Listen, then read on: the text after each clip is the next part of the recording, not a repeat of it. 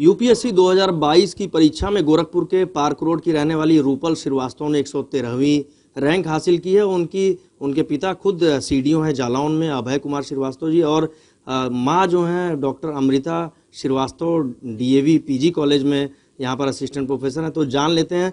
सबसे पहले रूपल, बहुत बहुत बधाई हो आपको एबीपी गंगा पर की तरफ से। और आप ये बताइए कि किस तरह से आपने प्रारंभिक शिक्षा कहाँ से की और कैसे ये मुकाम हासिल किया?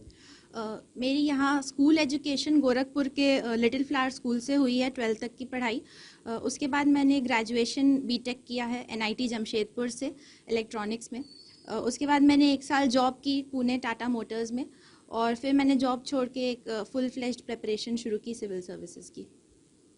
ये बताइए कितने अटेम्प्ट आपको करने पड़े, और जो 113वीं रैंक आई है तो इसके पहले कितने अटेम्प्ट आपने किए?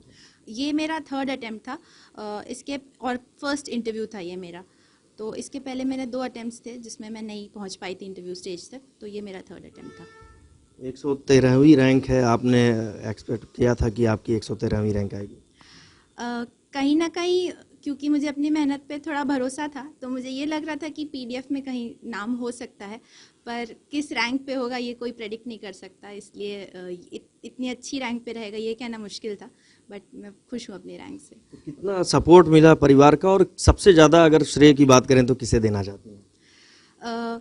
फैमिली मेरी बहुत सपोर्टिव रही है प्रिपरेशन को लेके, क्योंकि मैंने जॉब छोड़ के प्रिपेयर करने का डिसीजन लिया था। और सबसे ज़्यादा कम तो मैं नहीं कहना चाहूँगी, मम्मी पापा ने इक्वली ही सपोर्ट किया है इस डिसीजन को। सो इन लोग को मैं अपना सक्सेस का एक बहुत बड़ा पार्ट मानती हूँ। अच्छा, आपके पिता खुद भी सीडीओ हैं, जालौन के अधिकारी हैं, तो क्या मानती हैं कि उनको देखते हुए आप बड़ी हुई, तो कुछ एक आपको उनसे भी सीख मिली? हाँ, मैंने अगर प्राइमरी रोल मॉडल बोला जाए तो वो मेरे फादर ही रहे हैं, क्योंकि बचपन से उनको मैंने सर्विसेज में देखा है। तो मेरे अंदर एक क्यूरियोसिटी हमेशा रहती थी कि ये कैसे होता है, ये काम क्या होता है। तो हाँ, एक इनिशियल अगर रोल मॉडल बोला जाए तो वो मेरे फादर ही मेरे लिए इंस्पिरेशन रहे हैं।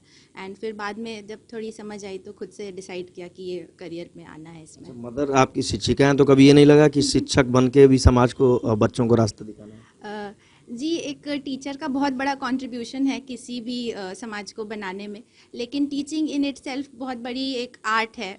वो उसका एक अलग स्टैंडर्ड है, किसी को पढ़ाना, समझा पाना। तो वो मुझे लगता है मुझसे बेहतर मम्मी ही कर सकती हैं।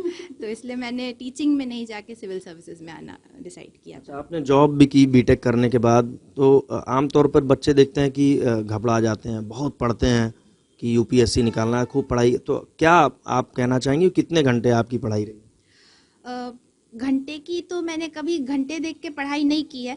मतलब मेरा ये रहता था कि मैंने अपना टाइम टेबल बनाया, अपने टारगेट्स को डिवाइड किया, और ये रहता था कि हाँ, हर दिन सोने से पहले डेली का टारगेट पूरा करने की कोशिश की है।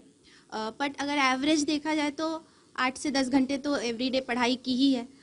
और ये जर्नी लंबी है, टाइम टेकिंग है, लेकिन बस ये है कि अपनी फेलियर्स से आप लेसन लीजिए। जो भी मिस्टेक्स हुई आपके प्रीवियस अटेम्प्ट्स में उसको आप इम्प्रूव कीजिए, और पेशेंस रखना ज़रूरी है।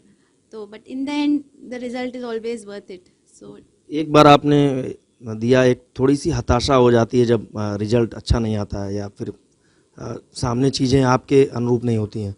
दोबारा फिर आपने अटेम्प्ट दिया, तो इस बार आपके मन में क्या चल रहा था? हाँ, ये बात है कि एक फेलियर के बाद थोड़ा लो लगता है सबको, स्पेशली अपने साथ के दोस्तों को देखो तो फिर लगता है कि मेरा कब होगा, या मेरा होगा भी कि नहीं।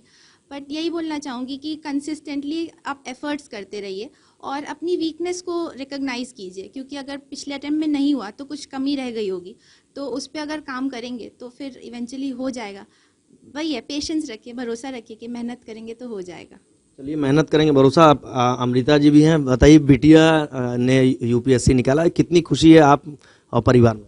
मुझे बहुत खुशी है। मेरी बेटी ने बहुत प्रयास किया यहाँ तक पहुँचने के लिए, और बहुत ही अथक परिश्रम किया इसने, और एक इसने लक्ष्य बना के चला कि हमको यही बनना ही है। आईएएस सर्विसेज में मुझको जाना ही है। बिल्कुल भी डिविएट नहीं हुई अपने डिसीजन से। और इसने बहुत ही मतलब कभी भी दूसरों को देख कर कि कोई ये नौकरी पा गया, वो नौकरी पा गया, कभी ये नहीं। इसका एक लक्ष्य था कि हमको यहाँ पहुँचना है। बचपन से ही जब ये हाई स्कूल इंटर में थी तभी कहती थी कि मेरे को आईएएस बनना है। तो अब आज इसने अपना सपना पूरा किया है, जिससे बहुत खुशी हो रही है। इसके पापा भी बहुत खुश हैं, नानी नाना इसके बहुत आशीर्वाद देकर इसको गए। और बहुत ही कठिन परिस्थिति में इसने ये एग्ज़ाम दिया था। इसके नाना की डेथ हो गई थी और बहुत मुश्किल में इसने मेंस का एग्ज़ाम निकाला और बहुत प्रयास किया। उनका भी आशीर्वाद हम लोग को मिला और ईश्वर का तो आशीर्वाद है ही, और सारे दोस्तों का सबका बहुत ब्लेसिंग्स मिली हम लोग को। बहुत प्रयास किया था इसने, बहुत खुशी है हम सब लोगों को। ये खुशी के आंसू आपके आंखों में दिखाई दे रहे हैं, तो इनके पिता भी चल दिए होंगे जालौन से यहाँ खुशियाँ बांट रहे हैं। वहाँ उनकी डीएम ने उनको छुट्टी दे दी आज कि आज आप जाइए अपनी बेटी के साथ खुशियाँ मनाइए। तो देखिए घर में खुशी का माहौल है और जहाँ माँ अमृता मिठाई खिला रही हैं, वहीं सबसे बड़ी बात यही है कि अपने माँ और पिता को अपना आदर्श मानने वाली और जो रूपल ने अपना 113वीं रैंक यूपीएससी में निकाली, तो उनका युवाओं के लिए जो संदेश है वो यही है कि अगर आप असफल होते हैं निराश ना हो और अपनी कमजोरी को फिर से हथियार बना लीजिए, सफलता जरूर आपके कदम चूमेगी। नीरज श्रीवास्तव, एबीपी गंगा, गोरखपुर।